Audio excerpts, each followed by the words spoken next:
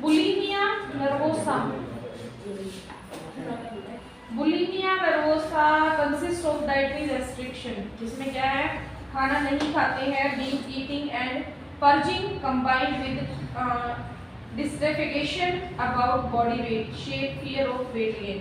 तो same anorexia nervosa की तरह ये होता है, जिसमें कि वेट बढ़ने का डर होता है, जिसकी वजह से हम प्रॉपर डाइट नहीं लेते हैं। The typical dietary pattern is eat little और नो ब्रेकफास्ट। इसमें हम लोग क्या करते हैं, ब्रेकफास्ट को तो स्किप ही कर देते हैं, और क्या होता है, खाना है कम खाते हैं, have a very little lunch and lose control, इसलिए ताकि जो हमारा वेट है वो कंट्रोल में रहे। लेकिन बॉडी के सरफेस एरिया के अकॉर्डिंग अगर उसकी न्यूट्रिशन वैल्यू उसे नहीं मिले तो इसका क्या होता है, नेगेटिव इफेक्ट हमें देखने को मिलता है। Late adolescence with dieting. Late adolescence का मतलब है जब बंदा 25 को क्रॉस कर लेता है, ठीक है, अराउंड आपका 30 के आसपास में ये जो है आदमियों में और औरतों में देखने को मिलता है। इसके बाद है क्या होता है, ये हमारी पर्सनैलिटी डिसऑर्डर की एक लाइन होती है कि वहाँ से हमें, जैसे हम ये सोच रहे हैं हम मोटे हैं तो भाई हमारी पर्सनैलिटी अच्छी नहीं लग रही, फलाना ढिमकाना, तो ये एक तरह का फिर बाद में पर्सनैलिटी डिसऑर्डर को कोज करता है। इसका क्लासिफिकेशन, तो इन्होंने जो एक चार्ट दे रखा है, इसमें देखो फियर ऑफ फैटनेस, हमें मोटापे का डर है, इस वजह से क्या होगा, अगर हमने डाइटिंग नहीं की तो हम डिप्रेशन में जाएंगे, और डाइटिंग की प्रॉपर डाइट नहीं लेंगे तो क्या होगा, बॉडी वीक होगी। डिप्रेशन, गिल्ट और पर्जिंग। पर्जिंग में क्या रहेगा कि बस आप है ना दुनिया से दूर भागना शुरू कर देते हो, ठीक है, आपको बहुत ज़्यादा गिल्ट फील होती है। डाइटिंग करोगे तो क्या होगा, आपकी बॉडी पे आपका कंट्रोल नहीं रहेगा, क्योंकि आपकी बॉडी में उतनी स्ट्रेंथ नहीं है। स्ट्रेसर का मतलब क्या होगा, जब सबको खाते देखोगे तो क्या होगा, आपके मन में ये रहेगी भगवान ने भी ना मैं इसी की बनाई। और उसके बाद है बीइंग ईटिंग। फिर एक टाइम ऐसा आएगा कि आप सारी चीज़ों को साइड में रख के सोचोगे कोई ना मोटा पतला देखा जाएगा, जो मेरे को खाना है वो मैं खाऊंगी, ठीक है। क्लिनिकल मैनिफेस्टेशन इसकी रहेगी वेट गेन, दुगनी स्पीड से आपका वेट बढ़ेगा। क्यों बढ़ेगा, क्योंकि बॉडी क्या करती है, अपनी नीड को पूरा करने के लिए जो स्टोर चीजें होती है उसको खाना शुरू कर देती है। तो वेट है, पर्जिंग है, डेंटल कैरीज, पेरियोडोंटल डिजीज, इसकी अपनी अलग से जो डिसऑर्डर होते हैं वो सारे रहेंगे। सीरम एमाइलेज लेवल है वो इंक्रीज हो जाएगा। Posterior surface front lower teeth में भी एरोडेड, जो आपके नीचे के जिसको हम जाड़ बोलते हैं, वो जो दांत है वो पूरी तरह से इरेक्ट नहीं होंगे अच्छे से।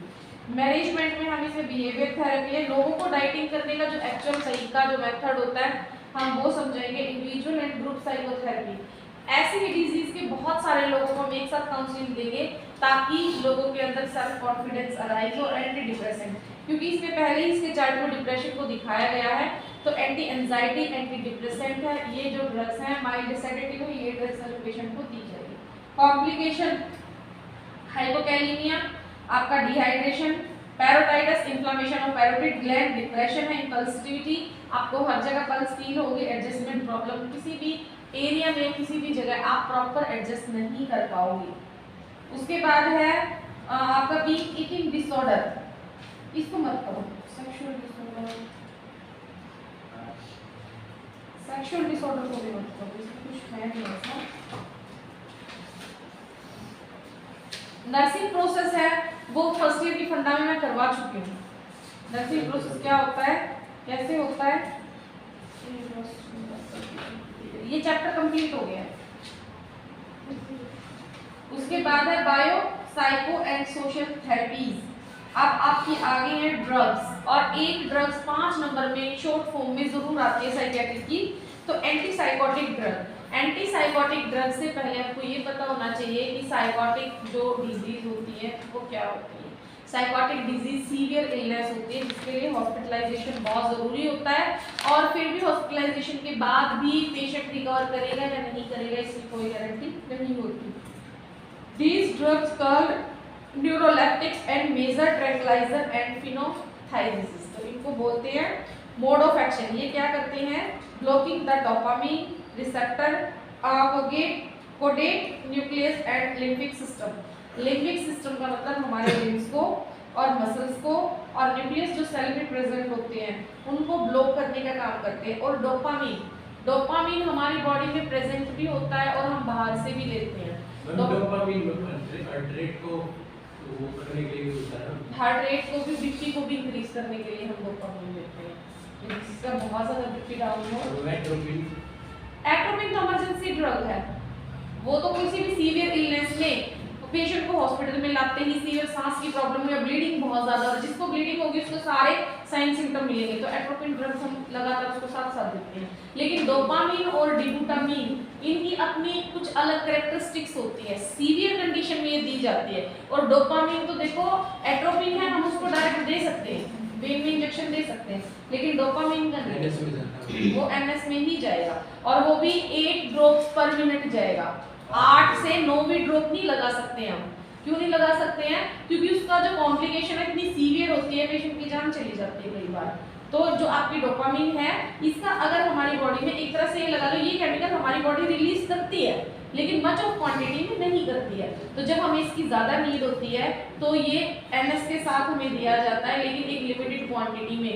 अगर 8 ड्रॉप आपने सेट किया है, 8 इसकी एवरेज ड्रॉप होती है, तो एवरेज ड्रॉप होती है। आज मैंने स्पेक्स नहीं ले लिया है तो वो थोड़ी प्रॉब्लम हो रही है, आज मैं टेस्ट कर लिया।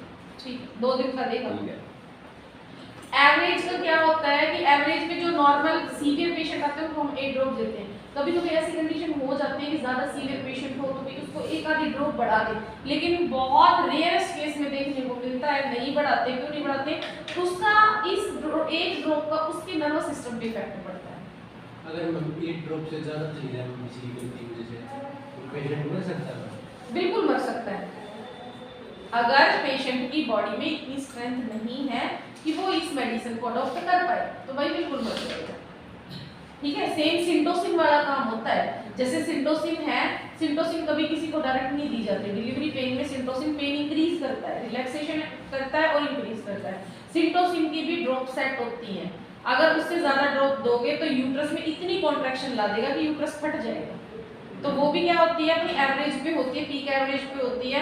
अगर आप उसकी ड्रॉप बढ़ा रहे हो तो पेशेंट की कंडीशन देखनी पड़ती है। अगर आपका पेशेंट सेकंड स्टेज में है तो बढ़ा दो, क्योंकि बच्चे को तो बाहर आना ही है, आने वाला है बच्चे को, उसके साइड इफेक्ट नहीं होते। मदर पे होगा तो भी मदर पे थोड़ा बहुत होगा, उसको हम दवाइयों से एंटीडोट वगैरह से बाद में क्या कर लेंगे, ठीक से हम उसको हैंडल कर लेंगे। सेम यही डोपामिन का रूल है, लेकिन क्या है उसमें तो बच्चा बाहर निकल गया, डोपामिन तो अंदर ही रहेगी। तो इसलिए डोपामिन की एवरेज जो है आपकी ड्रॉप वही दी जाती है, इससे ज़्यादा दोगे तो कॉम्प्लिकेशन अराइज हो जाएगी। 8 से कम ही कम दी जाती है। 8 तो बहुत बहुत सीवियर केस में 8 ड्रॉप दी जाती है, और एनएस के बिना कभी नहीं दी जाती। सेम सिंटोसिन भी एनएस और डीएनएस इन दो में ही दी जाती है, और पहली स्टेज होती है उसी से शुरू हो जाती है। उसके बाद सिंटोसिन क्या है, आपकी सेकंड स्टेज के लास्ट में बेशक हम उसको बंद कर देते हैं, क्योंकि कॉन्ट्रैक्शन बहुत इफेक्टिव होते हैं। अगर उसके बाद प्लेसेंटा रिमूव नहीं हो रही है तो सिंटोसिन दोबारा से चालू होती है, अदरवाइज सिंटोसिन दोबारा चालू नहीं करते। सेम यही डोपामिन का रहता है। ये सारी आपकी जितनी भी है एंटीसाइकोटिक ड्रग है। ये साइकोटिक ड्रग में से कोई भी 2 या 3 ड्रग अच्छे से याद कर लो, ताकि अगर एंटीसाइकोटिक ड्रग का क्वेश्चन आपके पेपर में आए तो आप उसको लिख पाओ। अगर आपको कोई ड्रग याद नहीं है तो आपको इन ड्रग्स के एडवांटेज और डिसएडवांटेज लिखने पड़ेंगे। ठीक है, तो इन्होंने दे दिया इंडिकेशन। इंडिकेशन का मतलब है कौन सी ऐसी डिजीज होती है जब हम क्या करते हैं, ये जो है एंटीसाइकोटिक ड्रग है जो देते हैं पेशेंट को। सिजोफ्रेनिया में देते हैं, मेनिया में देते हैं, major depression, agitation in depression. कई बार डिप्रेशन में जब बंदा क्या होता है बहुत ज़्यादा एग्रेसिव हो जाता है, इसमें देते हैं। ऑटिज्म है, डिलीरियम है, डिमेंशिया है। तो ये जो साइकोटिक जितनी भी डिजीज होती हैं सब में क्या होता है, आपके एंटीसाइकोटिक ड्रग जाती हैं। मेडिकल इंडिकेशन को मत याद करो, कॉन्ट्रा इंडिकेशन है कौन सी डिजीज में नहीं देंगे। जिसको सीएनएस आपका सेंट्रल नर्वस सिस्टम डिप्रेस हो उसमें नहीं देंगे, ब्रेन डैमेज हो, कोई एक्सीडेंट हो रखा हो, लीवर में कोई प्रॉब्लम हो, बॉडी में कोई क्राइसिस हो, उसके बाद कोमा हो, या कोई भी पर्टिकुलर ऑर्गन है प्रॉपर वर्क नहीं कर रहा हो। 3 साल से छोटे बच्चे को नहीं देते। पार्किंसन डिजीज ज़्यादातर आपको बुढ़ापे में दिखाई देती है, पार्किंसन डिजीज वाले को नहीं देते। Nursing role same nursing management है। डोज देखेंगे, पेशेंट के वाइटल साइन देखेंगे, पेशेंट की एज देखेंगे, उसके अकॉर्डिंग जितनी नीड है उतनी ही मेडिसिन हम प्रोवाइड करेंगे अंडर ऑब्जर्वेशन। अगर आपने कोई एक डोज एक बार सेट कर दी तो इसका ये मतलब नहीं है कि वो डोज ऐसे ही चलती रहेगी। कई बार डोज अपने आप भी बढ़ जाती है, अपने आप का मतलब प्रेशराइज होकर बोतल से ग्लूकोज फोर्स ऑफ ग्रेविटी की वजह से 8 की जगह 9 या 10 ड्रॉप भी चली जाती है पेशेंट पे, या कई बार ब्लॉक होके भी 3 या 4 पे ही जो है ब्लॉकेज हो जाती है।